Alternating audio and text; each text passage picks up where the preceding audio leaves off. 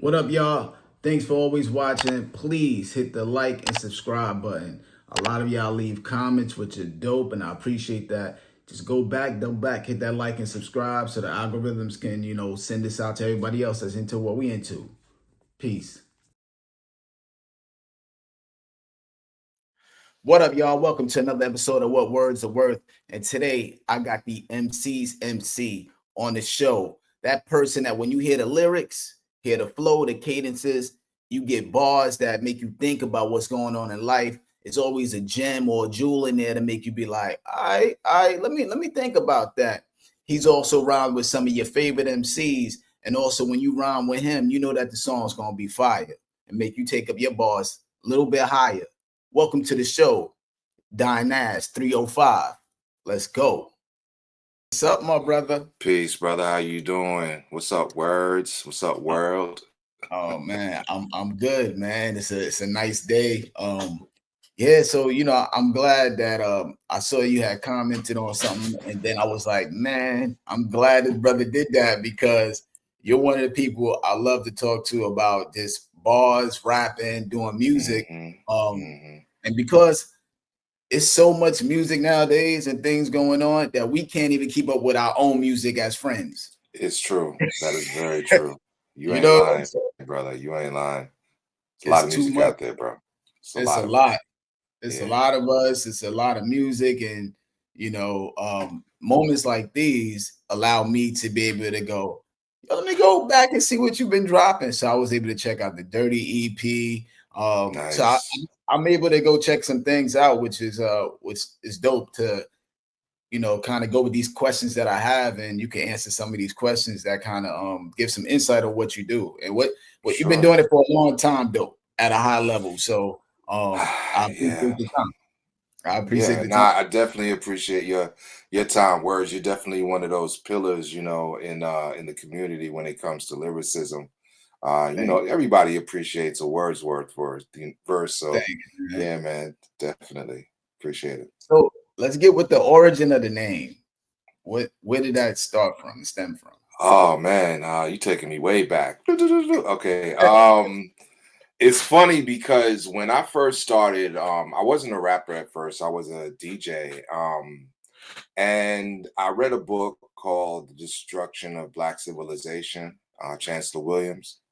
Hmm. Um, and really, learned about, the dynasties in Africa, and how strong we were as a people before we were colonized and brought to the Western Hemisphere. So I was like, damn, I feel like I'm a part of that lineage. I'm a part of that dynasty. So my original name was Dynasty, way back in the days when I first started rapping and then DJing. And I really, couldn't get the name trademark. There was a group on Solar, the old West Coast label back in the day Yeah, that was named Dynasty. They had the name trademarked. It's when we were trying to get ourselves official as MCs and yeah, recording artists. So I was like, damn, I can't use the name. So I just shortened it to Dynas. And it stuck. I was like, it's kind of corny. Nah, I like it. And I kept it. And I just been rocking with that name ever since. But it was really, just for a love of being African, of African descent, and feeling like a lot of the way that I move, in my household and the way I raise my kids is we're not ordinary people. We descended from something great, and I feel like my pen descended from great writers, and I definitely the way that I move and I carry myself, I feel like I've descended from something greater than myself, a lineage. So that's where the name really came from. what about the 305 part? 305 is just the moniker on IG. I'm originally from New York. I was raised in the island of Jamaica for about 10 years and moved to Florida after moving back to New York as a youngster. And I lived and was raised there in a lot of my formative years. Becoming a man was really down in South Florida. I Okay. lived between Fort Lauderdale, Broward County. I know you're somewhat familiar to Miami. Even, I spent time on the University of Miami campus back in the day, a lot. So Yeah, I spent a lot of time and became a man in Miami. So 305 is just because that's home to me. New York's home because that's where I'm originally from. Still love all the sports teams. But yeah, I'm definitely a South Florida guy as well because being from Caribbean, it's tropical down there. Just that Right. area definitely resonated with me and my family. So your writing style, to me, when I hear your writing style, um, one thing that I like about you is that you don't have to sound the same on every record. So that's one thing that's so Yeah, dope about you. Like sometimes you might appreciate just that. like have this cool monotone kicking it, and then you could be flowing 2 bars, and then all of a sudden you just change up like on somebody, and Yeah, the other aspect of your writing style is um, there's a lesson in what you're talking about. Like you're not just out here just to be rhyming. So that's right. if I was like somebody said, yo, give me somebody that could rhyme and they're gonna have something to say. You're that type of MC. Like, yo, I got Right, somebody for that. So right. how did you, I guess, how do you define your style? How do you define your own writing style? I think, I make songs. I used to want to rap for rappers. Yeah. So I used to be super lyrical miracle, super duper trying to impress with the metaphors and the similes. And it was important to have punchlines for me in songs when I was younger in this craft. But for me, the beat really dictates where I go in terms of how I approach the record. It's really I always found myself to believe and hearing in so many different studio sessions and dealing with a lot of producers that I've dealt with. When you sit down, you have those conversations in the studio. One of the common themes that always came up, with dealing with so many different producers throughout my catalog has been, your voice really is the last instrument, you know. So I look at myself as an instrument as opposed to, well, I'm writing words to a musical composition. Nah, I'm a part of that musical composition. So my approach is sonically half the time, I mean not even half, most of the time, I already hear the record done before I do it in my head. You know what I'm saying? So then, and I because I was raised in a Caribbean household, the music that we listened to, the ska, the early roots music, early reggae music that my mom really fed me, as a young person, it's kind of like hearing those rhythms in my head. I'm very rhythmic if you listen to the way that I approach music. Yeah, So definitely. yeah, so I'm like in and out. I'll stop. I'll come back. I'll go to the side, and I'll go run up again, and I do all Yeah. types of stuff. And it's intentional because that's how I hear it in my head. So that's the approach. It's really the rhythm of the music. It's where I fit in the pocket. I've had because of the experience, it's given me the ability to learn pockets and learn how to sound good on certain beats. And I think, I've been told that I pick really good beats and Yep. production because, working with the spinners and everybody else that we've worked with, we've had some really good maestros out there that they know how to make the body move and how to make the energy rise. And I'm just trying to coincide with that. So that's my approach to the music, Yeah, to when you're writing. rhyming, I hear um like you understand that this line needs to be said this way. Exactly. Like you're like say you might have the first bar you're saying it, but then that second bar you like will bring it up. Well, let me tell you about like you'll bring it up like Hmm. why this first bar was important. You're able to Hmm. kind of like gauge that the value of each Right. line too. Right. So when you're Hmm. saying it, so you saying instrument, when I was listening to the music, that's what I thought too. Because I Hmm. was like, yo, he's here and there with it, and you Hmm. never get like a one chamber of what you do. So Hmm. so who were some of your influences as you were creating and crafting who you would become? That's so crazy that you asked that. The first person I would have to say, Slick Rick, was a big influence on me. Whom I later got to work with. But Yeah, coming up and growing up in this, I would say him, of course, KRS-One, yeah, of course, Big Daddy Kane, Rakim was a huge influence. I would also say Ice Cube, Scarface. Big Mike from Texas, Dilla, you know, he's the best MC slash producer. And then as I got into the underground scene, it was the Basement Chemist, it was the Jig Masters, it was you know, Talib, Most, Black Thought. There are a lot of my contemporaries who I respect because I really love the way they approach the music, and Pharaoh, you know, Prince Right. Poe, Guru, you know, the usuals. Onyx. I was trying to sound like Das Effects and Onyx for a while. Like, you know, there was a time as an MC when you're trying to find yourself where you really, if you listen close enough, you can tell who your influences are. So Oh when yeah. when I listen to my early recordings, I'm like, oh, I can't even listen to them anymore. I I'm like, know. okay, I know. this is when Genius or Jizza was the man to me, and you know, or this is when you know, MC8 was really like who I was listening to and inspired by. I could tell, Right. you know, I would say even the words like Loke, and I'm like, what do I know about a Loke? You know what I mean? but I was so, you know, so enthralled and so like, you know, in awe of the way these cats are saying Ice-T, Yeah. you know, all these cats like really their poetry and the way that they, not even the image, it's just the music and the way they approached it, the Lauryn Hills, the Wyclef, you know, I was like, damn, you know, is he Jamaican? You know what I'm saying? Like, Yeah. Yeah. you know, that influence was definitely there. And also I would say rappers were a big influence, but more than rappers, my biggest influence was like the Bob Marleys, the Toots and the Maytals, the U-Roy, the Josie Wales, the Yellowman. I was listening Mm. to a lot of dancehall music I too, but it came up was on dancehall heavy. You know, right, I'm the only rapper out of all my friends I grew up with, pretty much. Everybody else is rockers, dancehall. You right. know. Okay, that's crazy. Yeah. You know, it's funny because I hear that. I hear I hear a lot of rhythmic undertones. You're lyrical as hell. Like Thanks, man. you're lyrical, miracle, spiritual. That's, you know, but you make sense. That's the one thing that I really appreciate about the way that you approach it. It's like every bar means something and it connects to the next one, and it's so vivid. I can see Thanks, everything man. you're saying, you know.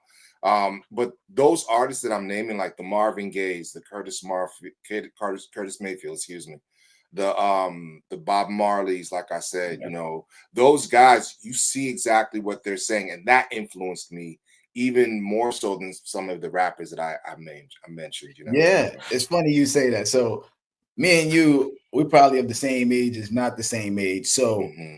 you remember when we were younger as rappers, we bought everything. So I bought the Gerald Levert album. Yep. I bought the Jodeci album. You know, like Yep. we were buying R&B, we were Hmm. buying reggae. I was talking to Naps and Dread yesterday, and I was like, yo, I bought the Buju album till Shiloh. Like Of I was just course. more eclectic with buying everything. Of And course. now it's kind of like it's dope because you do have the Pandora. So when I talk to kids, they are more eclectic with it. Like you'll be like, they be Right. like, I listen to everything now. But Right. it made me think about some of the influences as well from us just being more open buying everything. And Hmm. it also made me think of when Coogee Rap came out. That was my favorite rapper. I used to be Hmm. cursing and wilding like Coogee Rap. I didn't even live that lifestyle. You know what I'm saying? Exactly. Same thing with like listening to NWA. Like I was so like, yo, I was out there when Ice Cube dropped America's Most. Yo, like I swear, like I was like, man, I gotta go get a Jerry curl. I was in the shower. Let me tell you, I'm gonna keep it 100% with you. I was in the shower back then. I would have, you know how you would put the California curl, right? And you would Yeah, put the actual do rag on, and then right, you yeah. put the actual shower cap on. You go in the shower, come out, and have waves. You know, at least try to have waves. And I was like, damn, With they the almost Murray's look like, grease. Try to yeah, hold with the Dax, Murrays, all of guys. that, the New Yeah. Nile, the brush heavy, you know. But the thing about it is, I did that because I listened to the album and was so like, oh my God, this is the Holy Grail, you know. Right. So there, yeah, it's so funny. It's how all that really influenced, but yeah, influenced us. But yeah, man, like I definitely agree with you. I remember getting my little money from whatever little jobs I did around the house or in my neighborhood back in the day. and on a Friday going to Sam Goody's and you know, trying to get myself whatever album I could get my hand on. Right. And if it had the parental sticker on it, begging my mom, like, yo, can you please, like, please, I need this, you know, or I would go to VP Record Store in Queens, you know, because I live close by, and I would get whatever reggae album I was seeing that I really had to have, or just the 12-inch. Like I have mad singles from back in that day. I kept all my records, like I'm a hoard, you know, is what my wife says. Yeah. But yeah, man, I definitely think the music's influenced, so we just had to have it in our hands. Yeah, and then eventually you get older and you start figuring out like, oh, this is who I am, and this is my purpose of what I do. Right. So what do you think is your purpose for when you're making music now? Like, like Yeah. we're older now. You Hmm. know how they say like rappers have those phases. Like when we're younger, I think we Hmm. go through the battle, like I'm the best phase. Yeah. Then you start figuring out like it's not maybe about being the best, and you start figuring out, you. So what do you your purpose? What do you think is your purpose with the music? And when did you find your purpose? I should say too. I'll be honest with you. I think, I think that's a ever evolving notion. I think, um, at different times of your life, like you said, you definitely approach it for different reasons. For me, my purpose right now is just enjoying life. As you get a little bit older and you go through life's trials and tribulations, your wins, your losses, you realize that what was once important to you is not necessarily important to you now.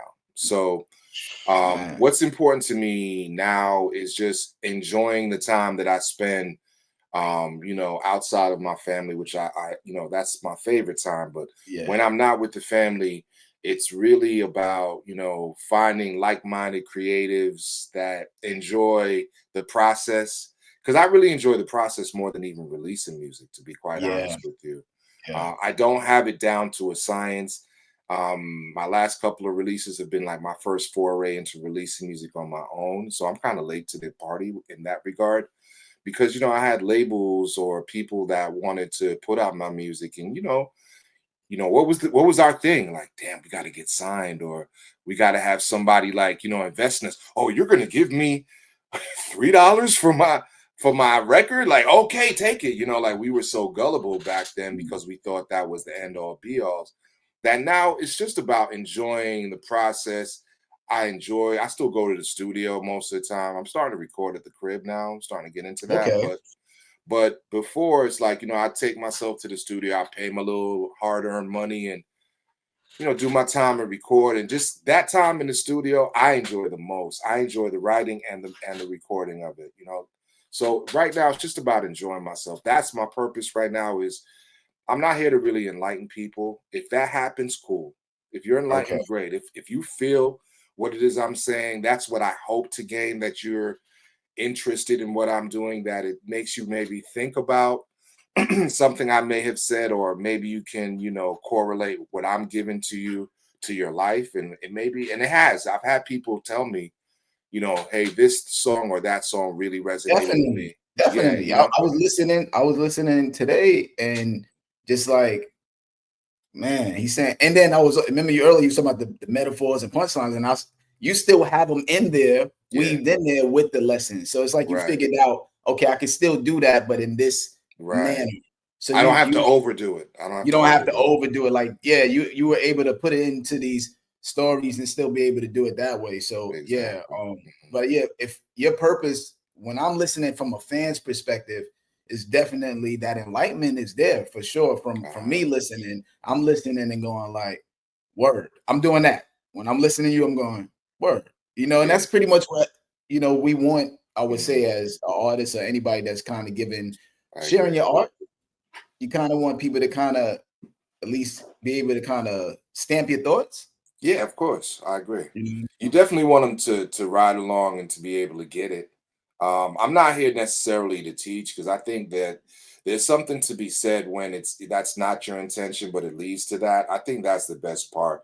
There are a lot of people that come across as preachy. That I never want to do that. I know those kind Yeah, of artists, and they have, well, this is the label of this kind of hip hop that I'm trying to give you. And I Right. think that kind of limits or is very niche. So, when I need those kind of artists, I'm going for them. Trust me. Right. There's some artists that they have an agenda, and yeah, when I need to be a part of that agenda or I need that fulfillment, that's who I'm going towards. But to me, it's like if you want to hear good music, that's the lane that I want to be in. That's what I think you do for sure. Dope music. If you want to Yeah. hear dope music, that's definitely the lane you're in.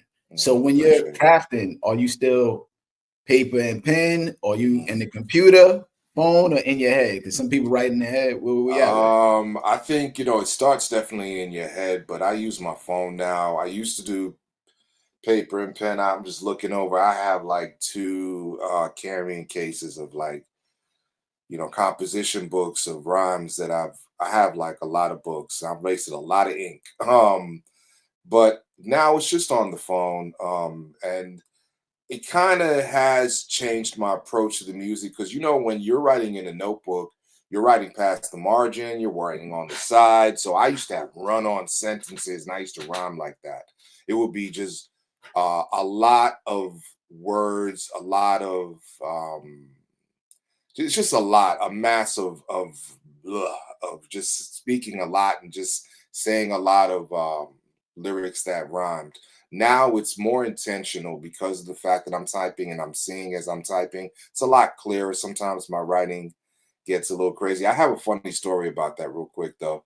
I did a couple of records with Slick Rick, and I got to see his writing process, and that was the most phenomenal thing I think I've ever I got a record with like. Rick too. So I'm I see. I know what you're talking about. Go ahead though. Yeah, like it's just, seeing him, like he was like, "Yo, kid, you got some paper?" "Oh, sure, Mr. Rick." You know what I'm saying? Like I gave him my notebook that I had written my rhyme in. I tore mine out and I gave him like, "Yo, here," because he had to write on the spot. And after he went and did his thing, came back, and I'm looking at what he wrote. First of all, you can't read it. It looks like chicken scratch, and it was one word, two words, three words, nothing, then four words down here. I was like, how did he connect the dots? And Yeah, even I've been in the studio with Fonte and seen his writing too, you know what I'm saying, and gotten a glimpse of his. And it's so phenomenal that we're all so different in terms of our approach, it's but we crazy. end up at the same place. You know what I'm saying? It's It's crazy. crazy. But for me, it's right now. It's definitely this just the phone right now. That's what works for me. The phone. And then when you're crafting the songs, chorus or verse first, does it matter? It does. Most of the time, I'd say 70% of the time, the chorus comes first. I mean, but there's sometimes, well, maybe it's 50-50 because sometimes the verse will just you won't have a specific song in mind for the verses that you come up with. Sometimes it's just me. I don't listen to albums hardly any longer. Like I can't tell you what the new so and so albums sound like. I listen to beats all the time. My kids, since they're like, this small till they're once taller than me now, it's like, they listen to beats too, because I got them into that. So to me, it's like, I'll be in the car and I'll think of a couple of lines and I'll just, just keep them in my head until I get a chance to get to my phone when I could stop safely. And I might put it in my phone more than likely, unless in case I don't forget them, because every now and then I'll forget them. Getting a little bit older and smoking a little bit too much. But yeah, for me, basically it's normally chorus and then verse, but there have been times where the verses come out and then I'll piece them together to formulate a record. Okay. And then how long does it take for you to write a verse? Oh, Uh, okay. Depends on the beat. Depends on the beat, because really and truly, like there's those beats that you get, like somebody will send you and it'll spark something right away because it's so crazy. And you're just yeah, like, you oh my you God. you you do have a knack for picking beats that are instantaneous head nods. Like Right, automatically, every song I've heard you do, every beat that you rhyme on, as soon as it comes on, there's energy. There's some right, energy that you're gonna be like nodding, head nodding to it. right. When we did read the message, you sent Mhm. me that joint. I automatically was like, oh, this is crazy, right?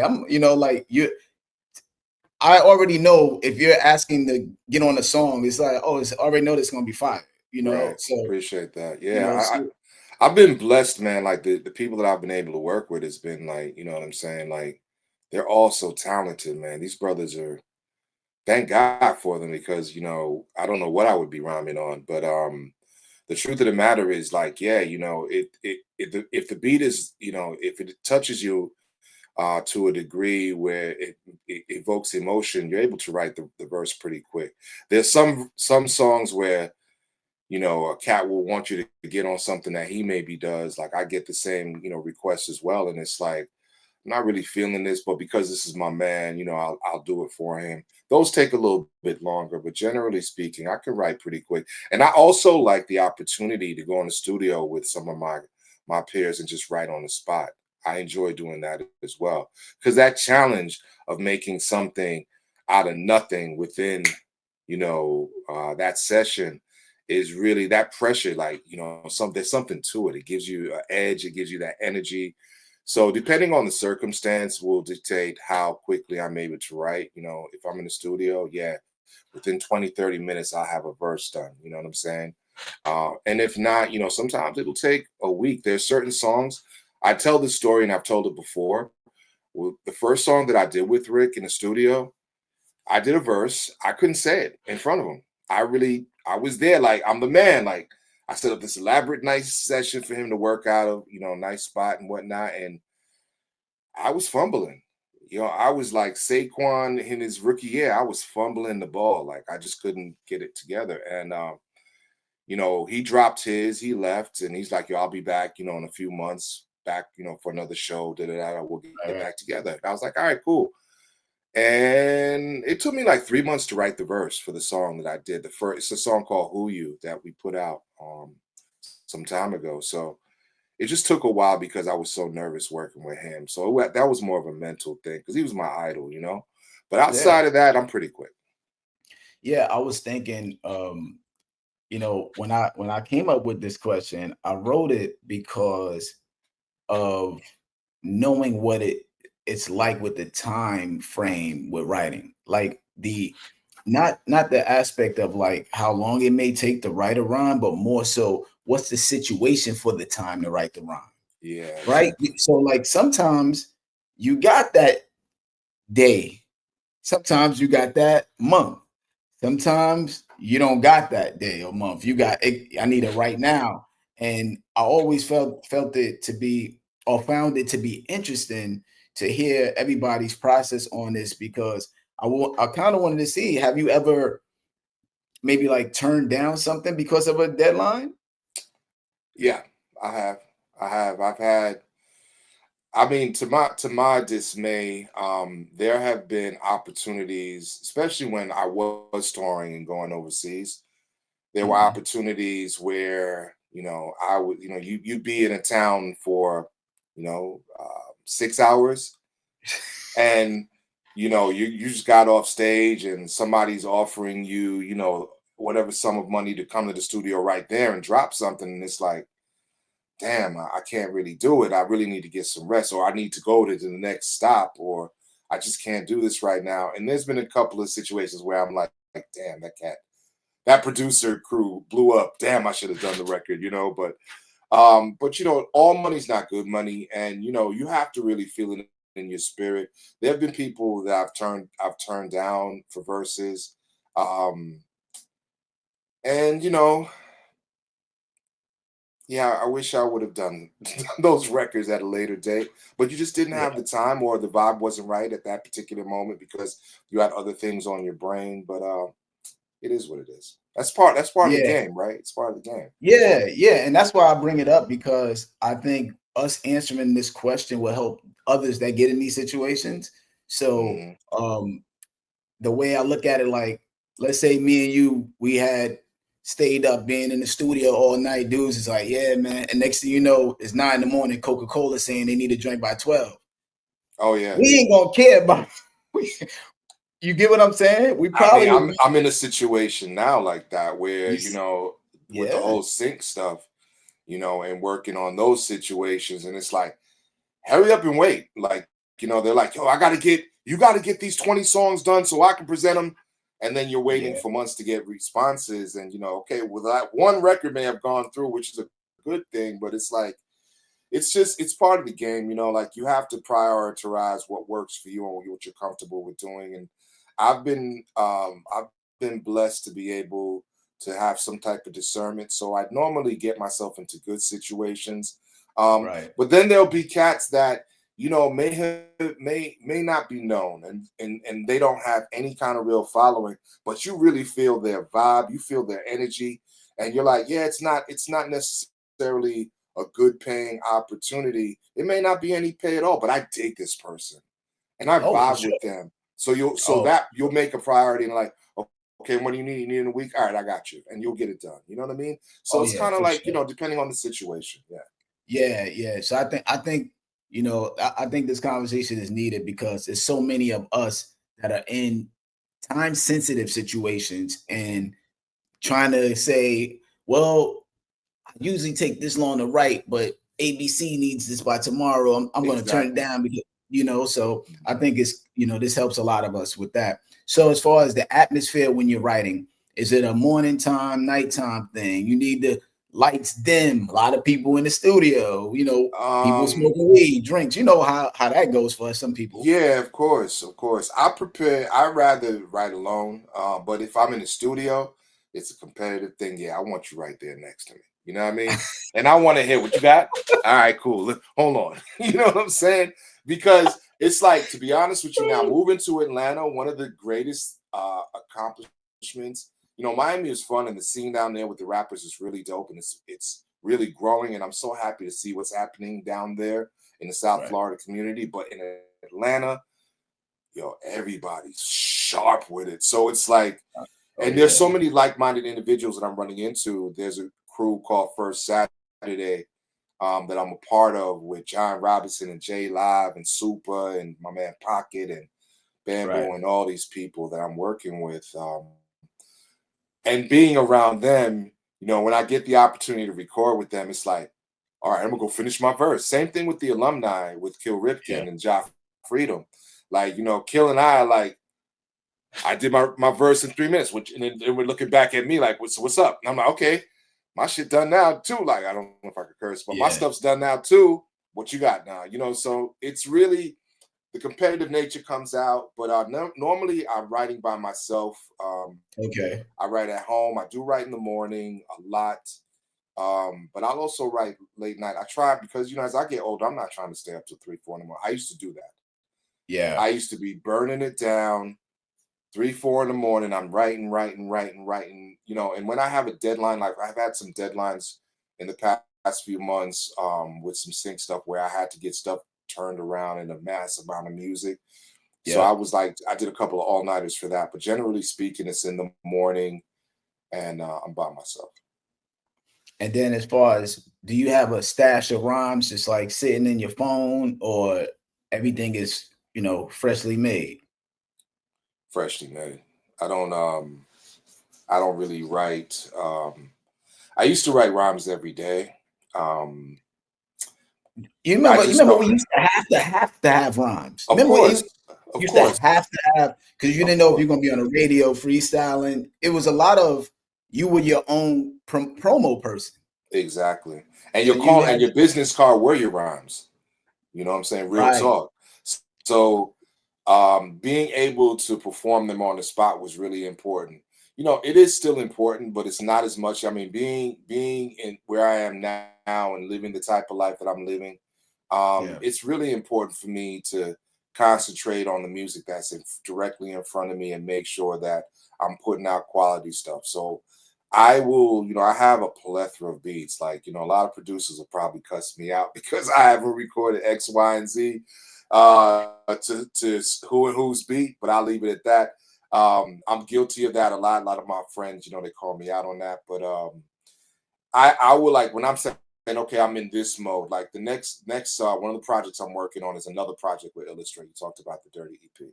So like I Okay. have a stash of his beats and I have a stash of Job Freedom beats and you know all the other producers that I work with. So I'll hit them one by one.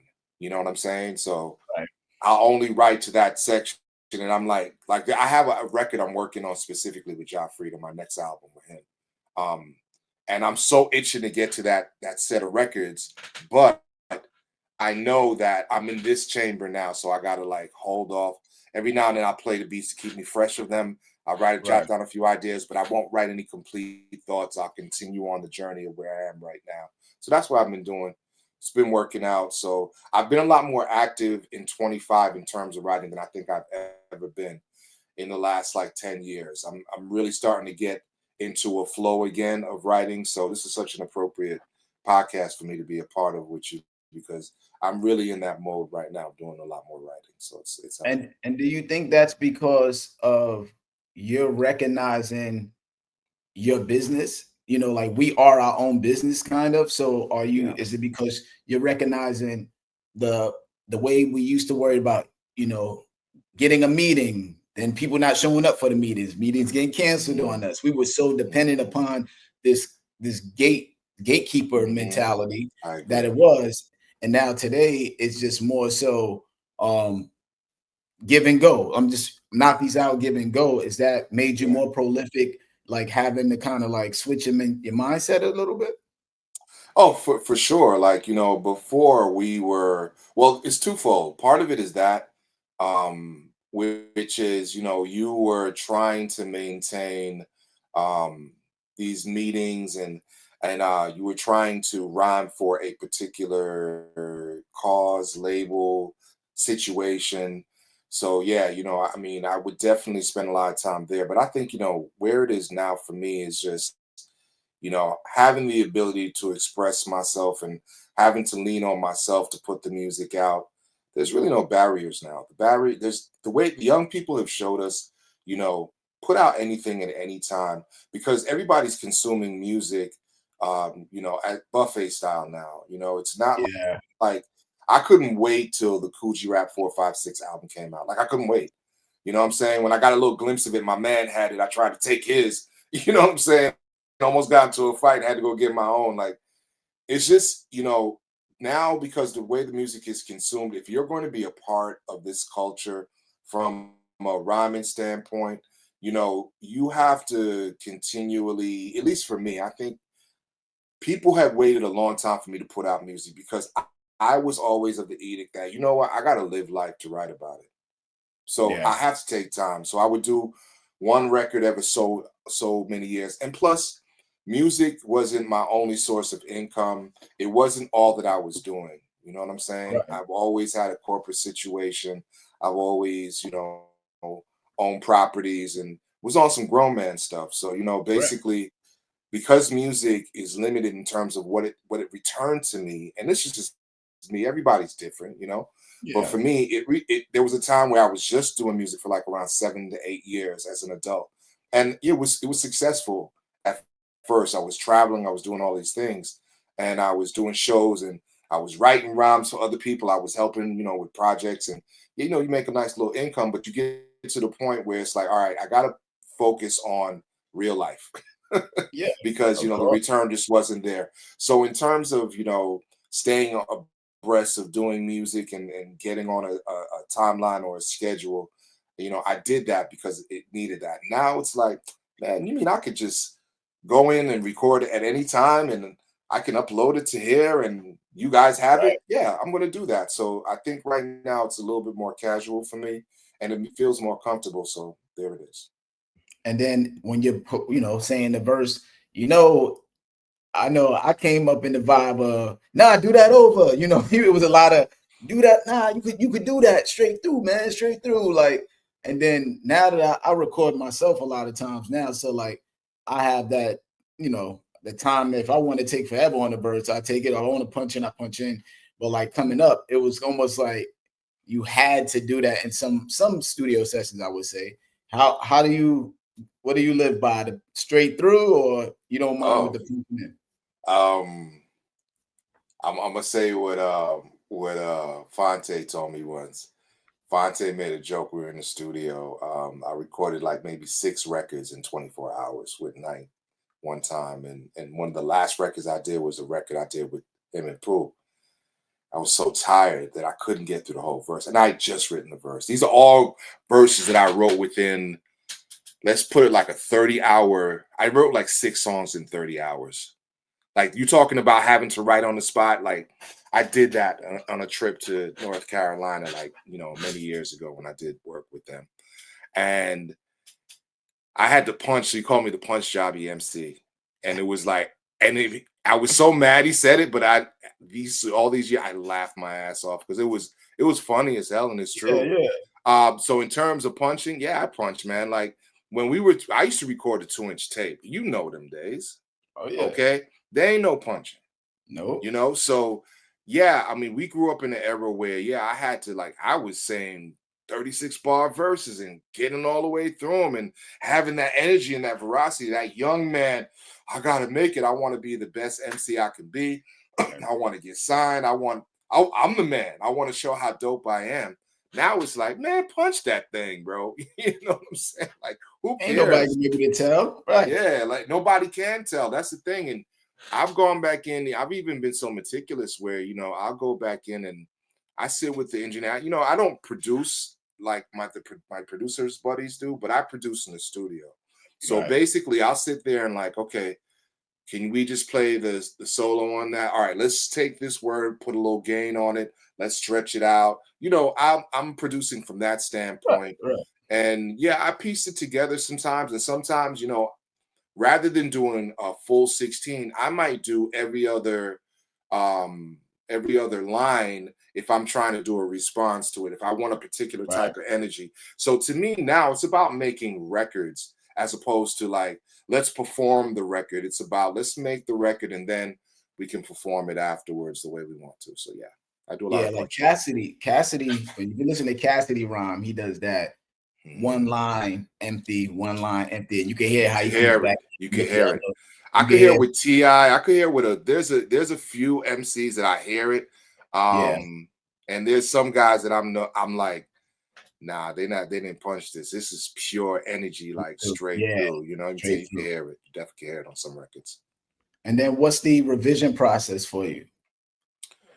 Um, Some people don't revise at all, I'm hearing. I Some don't do a people, lot of revisions. I really don't. okay, Like sometimes, I used to be that guy like it's not good enough. And that's been my whole career. Like I have not released full projects because I'm like, it's not good enough. I hear mm, there are inconsistencies that I may hear in the delivery of the music and maybe the way a chorus was said.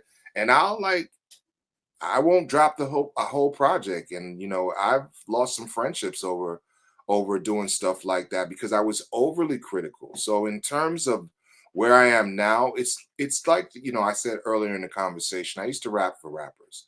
So you yeah, wanted everything to be a particular standard. Um, so you would put that pressure on yourself. I no longer put that pressure on myself. yeah, What you you will. hearing is what you getting from me, raw dog.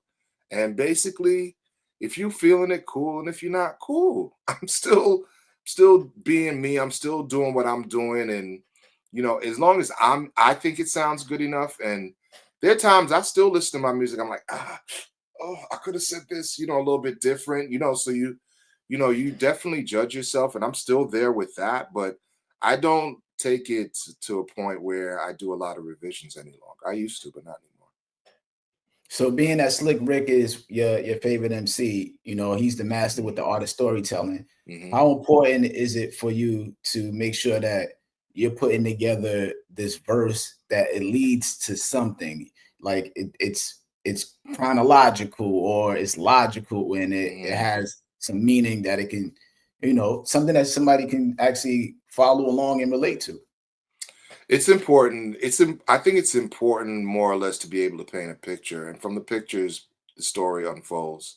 So for me, it's important for me to um to speak.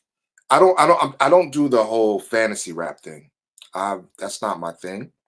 Yeah. I don't, yo, so I shot him and I did this. I'm not shooting anybody. You know what I'm Yeah, yeah, saying? me, And yeah, that's me. cool for those cats that do that. And and I like listening to boom, boom, boom. I like hearing that. Yeah, I do. Yeah, me too. It's like my favorite Terminator movie. I want to see it. You know what I mean? I want to see that type of stuff. But I also I'm a more of a drama person. So I like the real stories. I like Yeah. the stories about the human condition and how we react and overcome. And you know, those kind of stories and that type of enlightenment stimulates me more than anything else. So that's why I said, you know, I used to, and I still do. I like to live before I write. So when I'm writing, it's so funny. Myself and Kill Ripken were talking about this the other day. I've had, and we've had experiences in our lives, some things that we're not that proud of as younger men that we were chasing and going after. That Right. as older men now, we do music. We may sprinkle it in the music a little bit, so you'll hear a little street talk in my stuff because that was a part of me at one point in my life. But I don't glorify it because that's not what I'm trying to live. The stuff that you're hearing from me is stuff that I've actually been a part of, seen, my homies have seen, they've done, or you Right. know, it's might have been a story that we heard that I'm unfolding to you, of, you know, my version of it. So it's, you know, it's definitely important. I think the fact that we can tell stories, that's how our traditions, our lessons, and our history is built, by the stories that are told. So the legacy that I'm leaving, you know, for my kids and the stuff that they like from me are the stories. And they're like, they've learned stuff just from hearing some of my music about my life, and they've come and asked me questions. And you know, when they were appropriate, I was able to explain certain things to them so they understand. And it's definitely set them in a path where I don't think some of the choices that I made as a younger person, they'll probably make. So that's what storytelling to me is supposed to do. Yeah. And I've been fortunate enough to be able to convey some of those sentiments. I think it's dope also that I'm sure your kids are able to have a distinction of lyricism too. They are. They know. Like, there's this one kid. I forgot his name, but there's this one rapper who's really, really bad. And they play his stuff around me to get my reaction. Where this, I forgot the kid's name. I wish I could call him in the room now. But anyway, they always tell me how they listens to real music. Like my son, he's 15. He's about to be 16. His favorite hip hop artist is Doom and J. Yeah. Cole. And Yeah. I'm like, I never played Doom for him that much. I listen to Doom, but I never Oh, played it around them too much. But he you know, loves Doom. I teach middle school. Yeah. Doom is the king in middle Doom is the school. man. And for Yeah, middle school. I be my like, little what? one, You asking me that?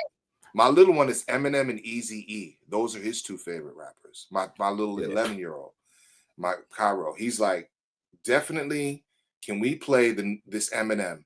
And these are Eminem songs that I stopped really listening to Eminem, and no diss, but I stopped really listening to him and getting into him after the Slim Shady EP and the first Right. album. Those two bodies of work were amazing to me. But I just, you know, as he kept going, I'm like, okay, I couldn't resonate with some of it. But the early stuff, he's playing records, B-sides and album cuts, and he's into it. I'm like, yo, where are you getting this stuff? And Easy E, like he's playing Easy E like we in Compton, like he's like, you know, Yeah. like he's into it. I'm like, oh my God, like what's going Easy's on? voice, YouTube something. Easy's voice was ill though. I think it's the voice. I think The it's the voice voice. was so ill. I Yeah, I remember agree. I being agree. home watching Video Music Box, Hmm. and when that came out, Yeah, that and was my joint too. voice, That his was my voice joint too. his voice is ill. Yeah, he Easy's did have a. voice is I think his voice, and it's funny. My wife said that she's like, I think his voice really appeals to children. That's what it is. And I was like, yeah, I think that's what it is. Because I couldn't understand it. Like for like weeks, we were like, yo, he's listening to Easy E. Are you hearing him? Like he's playing it in his room. I'm like, really? And I go in there, I'm like, where'd you get this? He's like, yo, it's on YouTube. Like, listen, Dad. Like, this is dope. I'm like, yeah, it's dope. All right, cool. As long as you ain't listening to some of the other stuff that's out there, but yeah, it's cool. So then what happens when you have like a creative block? How do you get yourself out of that? Oh wow. Well, I got another question real quick on top of that in a minute. Yeah, Well, yeah. not in a minute right now. Being that you write in the studio, Mhm. can you even have a creative block? That's when it's So that, forced to like you forced to drop it at that point. No matter a hip, a hop, a hibby, whatever it is, you know what I'm saying? It's got to come. And that's why I kind of like being in. You know, I'm a procrastinator at times. So sometimes, you know, that's the best arena to be in because it forces you out of that. But in yeah, terms of yeah, I've had creative blocks before, and quite honestly, that what gets me out of that is a little some accoutrements, you know, some green things will help. It relieve that and open up the receptors there. Outside of that, I would say definitely it's there have been times where I've just had to like not do music for a while. And and I've gotten okay with that because I'm like, all right, it's not the right time. And then I'll get a beat from somebody and it's like, boom, okay, this is what jarred it loose because it was so dope. Or, you know, I'll be on IG sometime and something will come up on my timeline. Or I'll like, you in rhyme bouts, you'll dial nine just to get a line out. I'll hear something from the past, from you or someone else or Elzai verse, and I'm like, woohoo! All right, damn man, he said this, or even an Odyssey record or whoever. Like I'm a big YU fan, I'm a big Kev Brown fan. I'm a big Ken Cole, Kenneth Cole type joint. You know what I'm saying? Ken Star rather.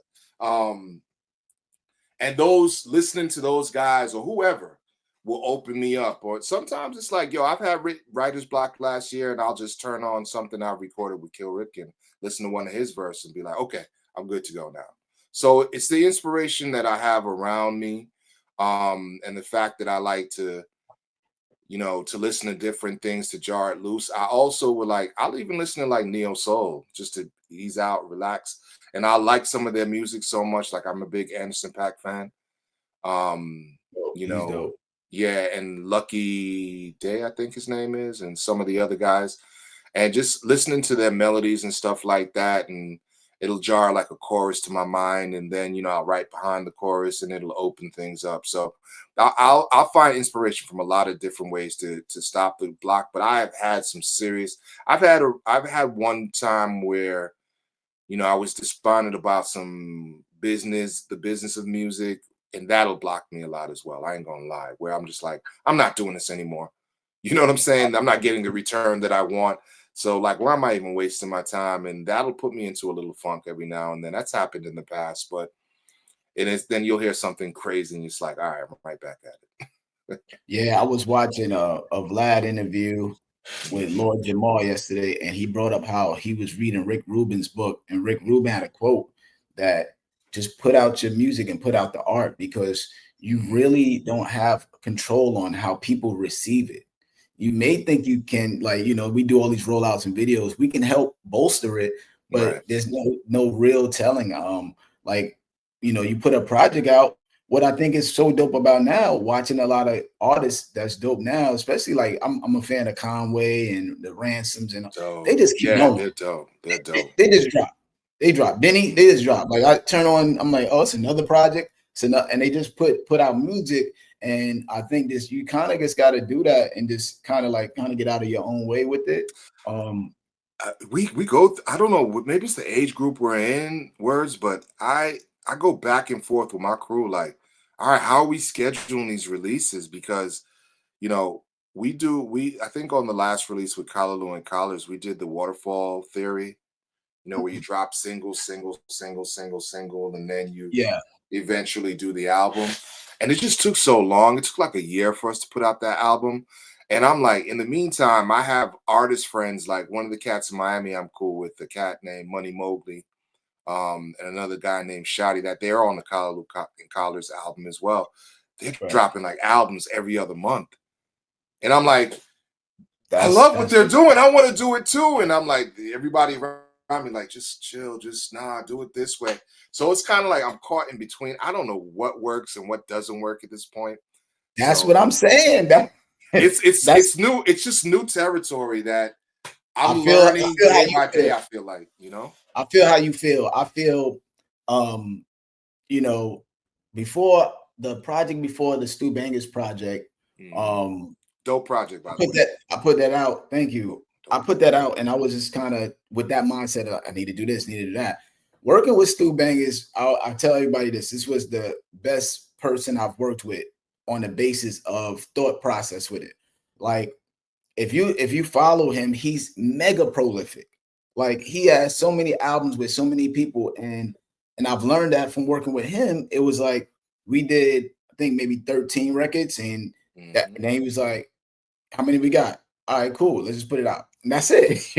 It wasn't me. I would have been like, yeah, I got to, this and that. It was like, yo, cool. What do you want to name it? All right, we're gonna drop it. Boom.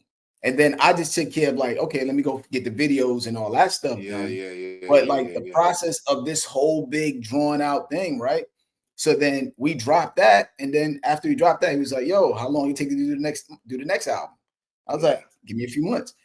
So he has a mindset of just, yo, just put the music out. Then I spoke to Recognize, and Recognize said the same thing as far as when his boys told him like, "You don't get too precious with the music. Don't get too Yeah, precious with." I'm being told that too. I'm being Yeah, That's why you and see those EPs on my Bandcamp now, because I wouldn't have had nothing out. And those are records that I mean, I have I'm sure you too. We have so much music in the tuck just sitting in our hard drives. I mean, hundreds of records, man. yeah, And it's like, I can't put this out. I'm referencing something old. Who cares? You know what I mean? yeah, Who yeah. cares? I got a couple. I got a couple of albums done with 3 producers that's sitting there Mhm. because that mindset of like kind of like, yo, we need to do all this and that. And so I worked with them before the Stew project, and then I got the Stew project, and now I'm already finished with the other Stew project. And That's still crazy. those projects are sitting there because That's of same here. that Same here. rollout idea. And I'm like, yo, it's not that no more. It's not that no more. And Here's this. you can't convince everybody that you're working with that it's not that. Like I Mhm. still waiting on. I mean, I got records done with Jeff, like just albums. I got like 20 joints. Like, okay, let's. And he's like, yo, they're magnificent. Yeah, let's. But he's like, there's a method to his madness. All right, cool. I gotta wait. You know what I'm saying? Cool. Same thing with a couple other producers that I have projects that are finished. They're like, I just got to get this one beat. And they're like, okay, hey, that's the way you want to work. So in the meantime, in between time, what you're doing with stew bangers is exactly what you should be doing. You Right. got to some meals cook real fast. Some they take a long time in the oven. Some you just frying up some eggs real quick and you're gonna eat right then and there. So And then you and then the got to other be thing okay about with it, that. right? The Mhm. other thing about it is where we are. I just feel more realistic with where we are. Like Yeah. if I drop these projects, they're gonna do well enough. But what am I waiting for? Like what are we waiting to go gold or platinum? Like what are we doing? You get what I'm saying though? I'm thinking I hear real. you. I I keep hear the you. realist where I am in the I career. hear you. Like I hear I'm you. dropping joints to feed the fans. We know we're Yeah. in the stream world, digital world. We know we can move some vinyl at a certain capacity. If you want to do Mhm. CDs, you know where to keep it at. Like there's an Mhm. understanding of how much we're investing in this now and Yeah. understanding the return on it that Right. you just got to put it out because the expectations aren't what they weren't once were. Not at all. Yeah, the music has, I wouldn't say it's been devalued, but it somewhat has. It's really, you are not. I remember when we used to put out 12 inches. You come from that era. I do as well. Right. We're working with Beyond Real and Spinner, where we put out a record and sell like 10,000, and we making a nice little grip off of that. You know what I'm saying? You divvying that up, and you're like, okay, we could do this again. Let's keep doing those. To now with this whole streaming platform and the digital age where you're like, okay, I'm going to invest and hopefully get some money back on these vinyls. And, you know, I'm learning now, I'm doing the whole, pay as you go type of situation with merchandising. For I sure. like that, but it's not like how we used to. It's just the feeling is so different, and you're correct. The expectations have had to change and evolve. So one thing I do agree with, like the OGs that are doing it, there's levels to this. The level that I'm on is not the same level that you're on. That's not the same level that a Conway's on, that a Jazzy Jeff is on, that the next person is on. So I've had to like be okay in my skin and not Exactly. look to be like everybody else, like a Ace is on. Like you've Right. worked with Ace, I've worked with Ace, and I'm like in awe of what this man is able to do. And I'm like, you know what? Hey, One day, one day I may be able to have those rollouts. But for now, this is where I'm at. I've had to rewind my thoughts because I'm no longer with the BBE or ABB or whoever else I've done in Fat right. Beats, blah, blah, blah. I'm on my own. So this is the level that I'm at, and I see like a Naps and Dreads doing it on our level and doing it at a very more than proficient level. A Bad Seed, couple of those guys that I'm looking at, and I'm like, damn, okay, they're Bad making Seed moves is that make super sense. consistent. Bad Seed is It super very, consistent. very, and I I just got turned on him recently by Kill, who's a Oh yeah, relative Bad of Seed his. is I've one learned of just learning about he's him. underrated too. To me, he's very He's dope. underrated. He's very dope. He just hit me maybe 2 days ago. Yo, here's a new album. I'm like, brother, you just put out another album like a few months ago. Yo, here's the next album. So he's one of the most prolific artists that I know as well. I So agree. just understanding changing that mindset. Mhm. So what are 3 pieces of your work that you would suggest people to check out if they never heard of you? And I bring this question up because being so prolific over the years, despite what the singles were, sometimes our favorite song was the record that it wasn't a single. Right. Or maybe that album didn't get the love it deserved. So maybe an album, single, song. I would say the first album that I would check out is The Apartment, that I dropped on BBE. I think that was in 2009. I dropped that.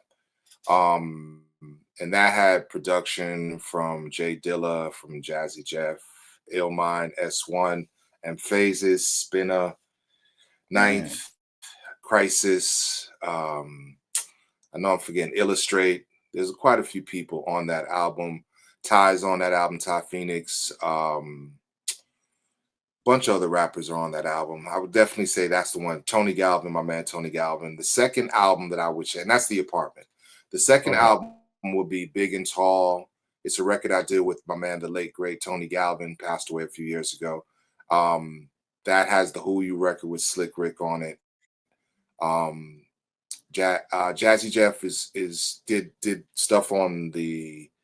I'm getting my albums mixed up, but anyway, I would say the Apartment and then Big and Tall. And for a single, I still get a lot of love on the Thai Fu single I did with Jazzy Jeff a few years ago.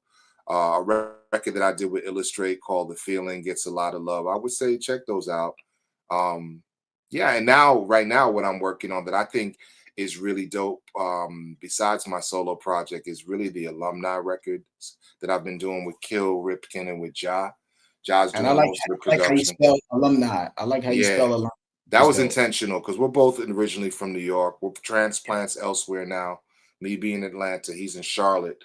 But yeah, we definitely, from a nostalgic standpoint, still represent the music, still feel the energy in the music that we grew up loving, and I think that's what we display. So those songs, we have a song out called The Chosen and RZA, and we're about to drop a single with J Live called No Love Lost. That's pretty dope. So yeah, I mean, that's I would tell people to check me out for those particular releases. I mean, there's a lot in the catalog, but those are some of the things that I'm most proud of. Yeah. Dope, man. Well, give your social media so everybody could, find you, whether it's verses, writing, whatever they need. Yeah, I mean, you can find me on Dynas305 on IG. It's DYNAS305. Definitely you can reach and DM me there. I'm also on Facebook under Dynas MC. So a lot of people, when they introduce me, they're like, "Hey, Dynas MC." I'm like, "Nah, that's not the name, but it's cool. It's cool. Your social, media moniker is now who you are. So as long as I'm not calling myself a cuss word, I'm good." Right. But yeah, that's where you can find me. And basically just check out the music, try to be in tune. I know everybody's like trying to, push out their music, but for me, it's just a vibe. I like the fact that, I have not really blown it out in terms of getting popular. I would like to be a bit more popular, just like all of us would, because our music does warrant it. I'll be honest, when I'm listening to a Wordsworth record, if I'm listening to a Finale record or Jay Cyanide or, Yeah. Kill Ripken or whoever, a Charles Heron record, it's as good as those records that are being promoted heavily or that Yeah. have budgets behind them. You know what I'm saying? So I would just implore people not to be lazy and to dig. We had to dig for Little Brother. We had to dig for the L's eyes, for the slums, for the dooms, for the John Robinsons and everybody else that's out there that's making good music still. So just continue to dig. It's out there. There's really good music. There's a lot of great music out there right now. Well, Dynas, man, I appreciate you coming by on the show, man, and giving everybody a creative process. Yes, also, sir. I think you've like shared a lot for other people to think about, because you've been here for a while, so people could kind of see the evolution of your train of thought, to understanding how to kind of navigate through where we're at now in this career and in this space. So I thank you for coming out and letting everybody know what it is. So everybody out there, make sure you go follow. Make sure y'all like, subscribe, comment, and everything down below. And like I always ask you, what are your words worth? Peace, y'all. Peace. Thanks, man. Appreciate it. What up, y'all? Thanks for always watching. Please hit the like and subscribe button. A lot of y'all leave comments, which are dope, and I appreciate that. Just go back, double back, hit that like and subscribe so the algorithms can, send this out to everybody else that's into what we into. Peace.